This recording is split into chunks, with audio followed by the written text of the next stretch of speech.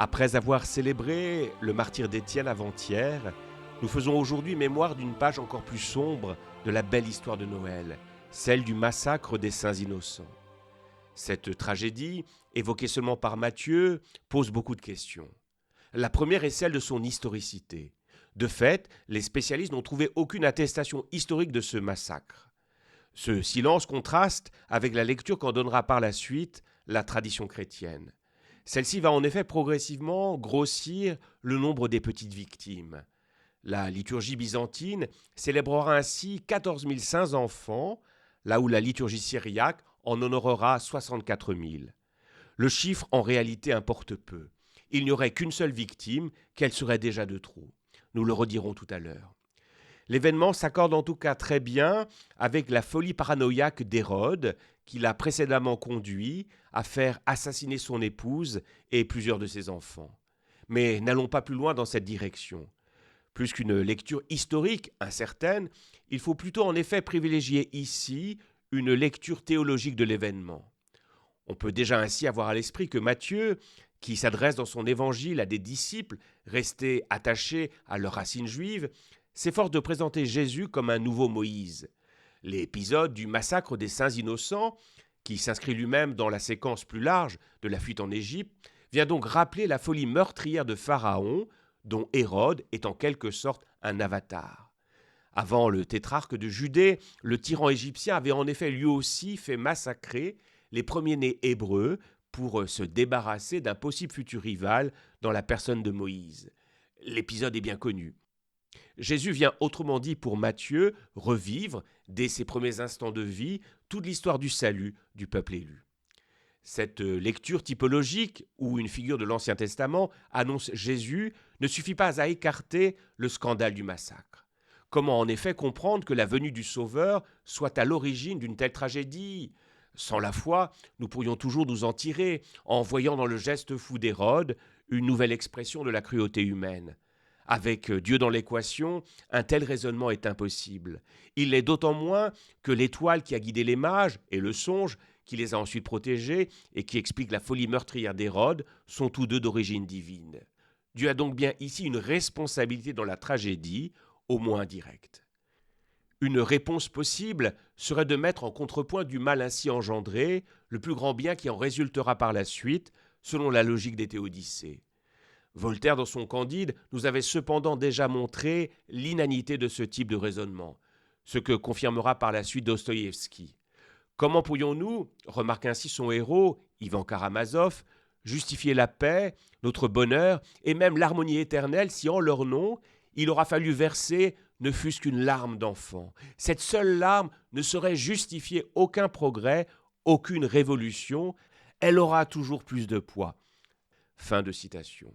Dieu ne peut en effet supporter la mort de l'innocent. Cela me rappelle un passage extraordinaire du Talmud. Alors que des anges célèbrent la sortie d'Égypte et la défaite des armées de Pharaon, on découvre un Dieu en pleurs. Les anges l'interrogent alors « Pourquoi pleures-tu ? Réjouis-toi, les ennemis d'Israël ont péri !» Et Dieu de répondre « Mes enfants égyptiens ont péri, mes enfants ont péri. Pourquoi devrais-je me réjouir de la destruction de mes enfants ?» La référence à Rachel dans notre passage ne nous dit pas autre chose. C'est Rachel qui pleure ses enfants et ne veut pas être consolée. Pour rappel, Rachel est symboliquement la mère des enfants d'Israël, dont beaucoup ont été déportés par les Assyriens depuis la ville de Rama jusqu'à Babylone. Elle en restera inconsolable. Nous nous retrouvons ici donc une nouvelle fois devant le mystère du mal. Notre passage, et plus largement la vie de Jésus, nous montre comment celui-ci veut l'affronter, non par des mots, ni par sa toute-puissance, mais en livrant avec lui le combat acharné sur son propre terrain. Élie Wiesel l'a exprimé d'une manière bouleversante dans son livre La Nuit, quand bien même il ne partage pas notre foi. Il évoque un souvenir alors qu'il était prisonnier d'un camp de concentration. Les SS, écrit-il, pendirent 2 juifs et un adolescent devant les hommes du camp rassemblés. Les hommes moururent rapidement. L'agonie de l'adolescent dura une demi-heure. « Où est Dieu ? Où est-il » demanda alors quelqu'un derrière moi. Comme l'adolescent, le jeune se débattait encore au bout de la corde, j'entendis un homme appeler à nouveau « Où est Dieu maintenant ?» Et alors j'entendis une voix répondre en moi « Où est Dieu ? Il est ici, il est pendu. Voilà bien tout le mystère de la foi chrétienne. Jésus vient défaire le mal par la faiblesse et la fragilité. À la violence, il répond en effet par l'amour et le pardon qu'il vient placer au cœur du mal pour le désamorcer de l'intérieur. Nous le redirons à Pâques. Les saints innocents en sont aujourd'hui ces sentinelles, selon la belle image de saint Pierre Chrysologue, placée tout autour du berceau de l'enfant Jésus. Ils sont la fine pointe et la première ligne de son armée.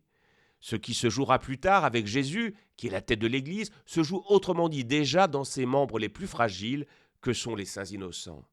Leur martyre, comme plus tard la mort de Jésus, nous montre comment l'injustice et la violence subie peuvent devenir paradoxalement les moyens par lesquels l'ennemi est défait et le plan de Dieu accompli.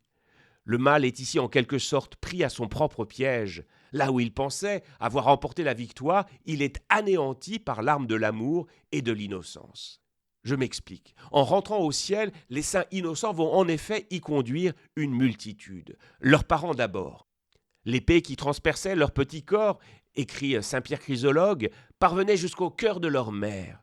Il était donc nécessaire qu'elles partagent aussi leur récompense, elles qui furent associées à leur passion. En donnant leur vie, les saints innocents rejoignent aussi plus largement toutes les victimes enfants qui meurent du fait de l'égoïsme et de la violence humaine. Quand je dois célébrer les funérailles d'un bébé, je pense souvent à ces saints innocents qui m'assurent que ce petit être, qui n'a pas pu vivre, est monté lui aussi tout droit au ciel. Fabrice Adjad va même encore plus loin. Je cite « Qui meurt par injustice, même antichrétien, ajoute-t-il, même dans un accident de voiture, de toute façon comploté par les puissances de la nuit, peut être en effet un martyr du Christ, pourvu qu'il ait l'abandon et le cœur d'un petit enfant. » Les saints martyrs innocents ont donc grand ouvert les portes du ciel. Hérode est donc bien définitivement vaincu, et avec lui les puissances du mal. Pour conclure, je vous laisserai avec ces dernières considérations que j'emprunte à la petite Thérèse et à Charles Péguy. L'un comme l'autre ont décrit leur vision du paradis. Dans celle-ci, nos saints innocents apportent au ciel la légèreté et l'innocence qui sans eux lui manqueraient. Charmant petit lutin, votre enfantine audace plaît au Seigneur, remarque ainsi sainte Thérèse. Vous osez caresser son adorable face, quelle faveur! Dans sa lettre 182, qu'elle adresse à sa sœur Céline, elle écrit nos jeunes martyrs, se jouant de leur couronne qu'ils n'ont pas gagnée, s'amusant à la donner à qui ne la mérite pas forcément. Péguy, dans son mystère des saints innocents, nous les décrit aussi en train de jouer et de mettre la pagaille au ciel. Je cite Péguy qui donne la parole à Dieu. « Voilà ce qui se passe dans mon paradis. À quoi peut-on bien jouer? Avec une palme et des couronnes de martyrs? Eh bien moi je pense qu'ils jouent au cerceau et peut-être aux grâces. Du moins je le pense, car ne croyez point qu'on me demande jamais la permission. Et la palme, toujours verte, leur sert apparemment de bâtonnet. » Fin de citation. Là, au ciel, Rachel ne pleure plus. Elle a enfin trouvé la consolation. Ses enfants jouent avec les saints innocents.